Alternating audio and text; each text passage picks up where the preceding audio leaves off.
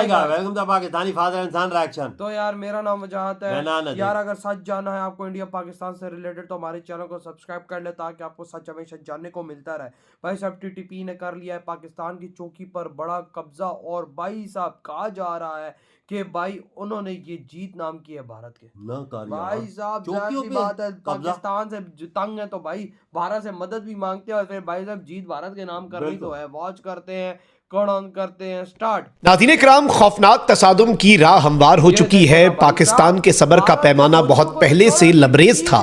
आज बाज़ाब्ता तौर पर तालिबानी रिजीम, उनकी हठधर्मी और उनकी सहूलतकारी की वजह से टीटीपी ने एक और रेड लाइन क्रॉस की है। शुरुआत इस वक्त की बड़ी खबर के साथ करें।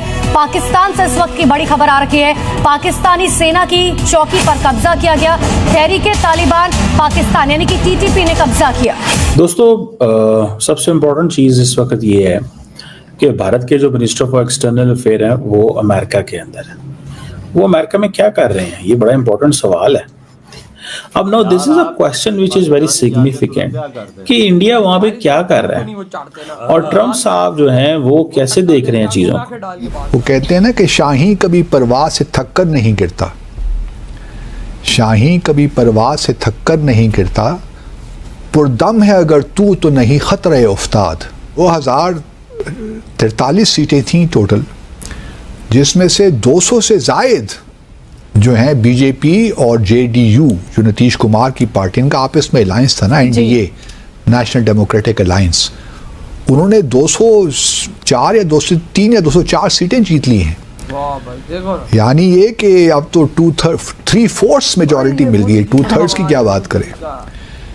दूसरी जानिब कांग्रेस का बुरा हाल। इंडिया के हाथों में तो ज़रूर आएंगे, इसलिए उनको पैसे की ज़रूरत है और हिंदुस्तान पैसे के थ्रू काम करेगा उनके साथ। ये इतना अमेरिका का नहीं है। ये एक्चुअली बात हुआ ये है मेरे ख्याल में, हालांकि इट्स वेरी अर्ली। हमारा जो फेंस है ना समी साहब, ये फेंस ना सिर्फ जो वो कहते हैं कि अफगानीज को रोकता है, अमेरिका हमारे साथ नहीं आ रहा है, अमेरिका ने फैसला कर लिया है, हिंदुस्तान उनका मेजर स्ट्रेटेजिक एलाय है, मेजर नेटो लाइक पार्टनर है, हमें भूल जाए। और जो आदमी ये कहता है वो मेरे ख्याल में is not fit to be a diplomat. नहीं है, हम लोग ब्लंटली ये बात कर सकते हैं कि ये जो प्लानिंग की गई है, ये देखें, ये जो इतना बड़ा इंसिडेंट हुआ है ना, ये कोई 5 मिनट पहले प्रिपेयर किया गया नहीं है, ना ये महीनों पहले किया गया। इसको कम से कम 6 महीने से साल का अरसा जो है वो दरकार होता है ऐसे वाकयात को करने के लिए। और फिर इसके बाद ये आप ये कह लें कि इनकी प्लानिंग तो शुरू से चल रही होगी। हम अफगानिस्तान की जितने रेफ्यूजी हैं उनको हम लोग बाहर भेज रहे हैं, वापस भेज रहे हैं। हमने 40 साल में उनका बर्डन जो है वो अपने ऊपर उठाया। जो आप लोग बार बार आप लोग आकर यही पूछते हो कि इंडिया पाकिस्तान बात क्यों नहीं करते, सोल्यूशन क्यों नहीं निकाल, किसको पूछें? आपके फॉरेन, देखिए आप इतना मुझे बता दीजिए, आपके फॉरेन मिनिस्टर को कौन जानता है? कोई नहीं। हमारे फॉरेन मिनिस्टर देखिए, चलिए आप उनकी फॉरेन ट्रिप्स देख लीजिए। इसी साल कम से कम 19-20, आपने सिर्फ 2025 में उन्होंने कम से कम 19-20 फॉरेन ट्रिप्स किए हैं। फॉरेन ट्रिप्स में उन्होंने दूसरी कंट्रीज के साथ infrastructure, diplomacy, cyber security, AI integration, बहुत सारी चीजों को लेकर बात की है। ठीक है ना? आपके इशाक डार साहब, वो भी मैं कश्मीरी हूं इसलिए मुझे उनका नाम पता है, वरना किसको दुनिया में कौन जानता है कि आपका फॉरेन मिनिस्टर कौन है? वो जाते ही कहां है? क्योंकि कोई फॉरेन पॉलिसी नहीं है भाई। जो आर्मी बोलती, जो मिलिट्री बोलती वही करना होता है, और मिलिट्री आपकी वही करती है या तो जो चाइना बोलेगी। और चाइना, देखिए चाइना का आपको पता है, चाइना ने इंडिया को इकोनॉमिक दुश्मन बना के रखा है, इकोनॉमिक राइवल। तो वो पाकिस्तान को यूज करती रहती है हमारे यहाँ पे अटैक्स करवाने के लिए, हमारे खिलाफ प्रोपेगेंडा करवाने के लिए, ताकि वर्ल्ड मार्केट में चाइना का बोलबाला हो और इंडिया पीछे रह जाए। तो ये इस तरह की जियोपॉलिटिक्स है, आपको समझना होगा। हम किसी से बात कर ही नहीं सकते क्योंकि पाकिस्तान कुछ है ही नहीं। तमाम अपने जो कॉन्सल जनरल्स हैं उनको न्यूयॉर्क बुला लिया, तलब कर लिया, आ जाओ। और फिर क्या होगा वहां पे? ये एक मैंने इनकी तस्वीर देखी, फिर क्या होगा और कैसे होगा। सो मुझे ऐसे लगता है कि this is something very significant. और वो इस तरह कि ट्रम्प, इंडिया जो है वो ये चाहता है और समझ रहा है कि हमें अमेरिका को रीड करने में कहाँ पे गलती लग रही है।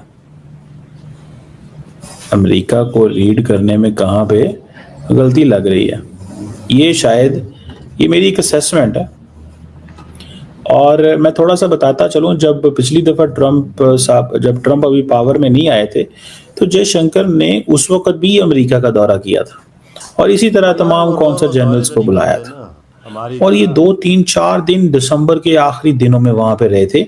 और मुझे याद है इनकी मुलाकात हुई उनसे national security adviser Jack Sullivan से, और उन्होंने क्या किया वहां पे मिलके और व्हाइट हाउस गए और वो बड़ी इनफॉर्मल सी मीटिंग, और जैक सुलिवन जो है उसने कोलंबिया की जैकेट पहनी है और वो खड़ा है वहां पे, एंड दैट्स इट। तो वो बस जस्ट एक तुम इंडिया करते मतलब ऐसे ही एक मुलाकात है।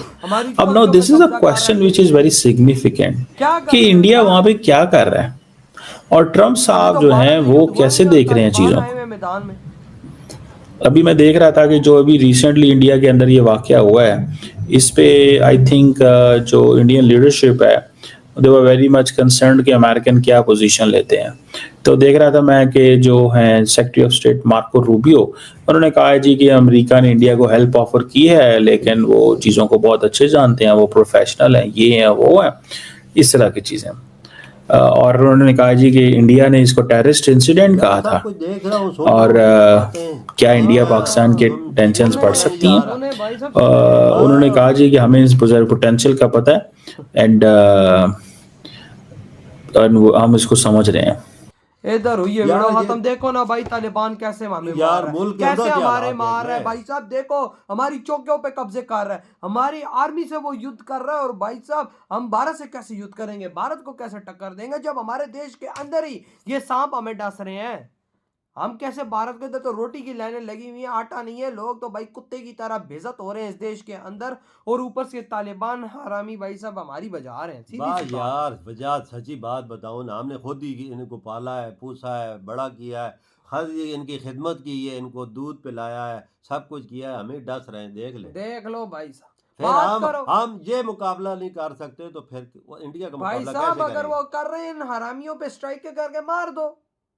ये तो 5-7 हजार 10 हजार या 20 हाफिज सईद जैसे सुअर के बच्चों को मार दो भाई, टीटीपी जैसे इन कंजरों को मार दो जो अफगानिस्तान में भाई साहब घूम रहे हैं, उनको मार दो, स्ट्राइक के मार रहे हैं यार। अगलों ने मुसलमान कश्मीरियों को पता चला डॉक्टर का घर अगलों ने उड़ा के रख दिया। भाई जाहिर सी बात है, सही किया ना मोदी जी ने, मर्दों वाला काम किया ना। मर्द है ना वो भाई साहब, मर्द हैं वो, सीधा उड़ाते हैं अगलों की। बिल्कुल मैं कहता हूँ पूरा इलाका इधर उड़ाओ यार, ताकि अगले हिले नहीं, अगलों की काम जो भाई। इधर देखो हमारी चौकियों पे भारत की आर्मी उधर बॉर्डर पे खड़ी हुई है यार। अगर ये लोग हमारी चौकियों पे कब्जे कर रहे हैं, लेट सपोज कब्जा नहीं भी किया, अगर अटैक भी किया है तो क्यों किया? इतनी जरूरत हो उनकी किधर से आ गई कि हमारी चौकियों पे वो कब्जा करें भाई। वो आते किधर से? भारत के दिल्ली में हमला हुआ है, पूरे भारत की आर्मी इस टाइम एक्टिव हुई हुई है, भारत की सीक्रेट एजेंसी एक्टिव हुई हुई है यार। जरा कंपैरिजन इस मामले में भी उनको और अपना करते हैं ना हम लोग।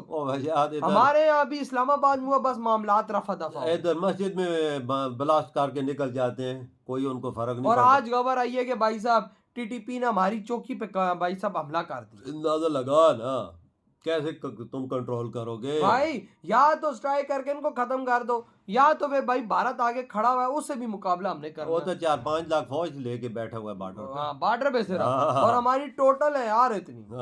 तो भाई साहब वही बात है ना कि भाई अब हम लोग दोनों तरफ से फंस चुके हैं। इधर से तालिबान आ जाता है, इधर से BLA वाले आ जाते हैं, अब उधर भारत भी आया हुआ है। फिर अंदाजा लगा ना, हम मुल्क के अंदर ही कुछ नहीं कर सकते, वो कब्जा करे हमारी चौकियों पे, फिर उधर क्या बनेगा? वो अगर आते हैं तो फिर क्या बनेगा? जाहिर सी बात है, सोचने वाली बात है ना भाई। यही तो टेंशन मुझे भी लगी हुई है ना कि भाई साहब इन कंजरों को भाई साहब खत्म कर दो तो बेहतर। हाँ मैं तो कहता हूँ उल्टा भारत के साथ हमें इस मुद्दे पे मिल जाना चाहिए, भारत के साथ मिलकर हाफिज सईद जैसे सुअरों को मारना चाहिए, और भाई ये जो टीटीपी है इनको भी खत्म करना चाहिए भारत के साथ मिलकर।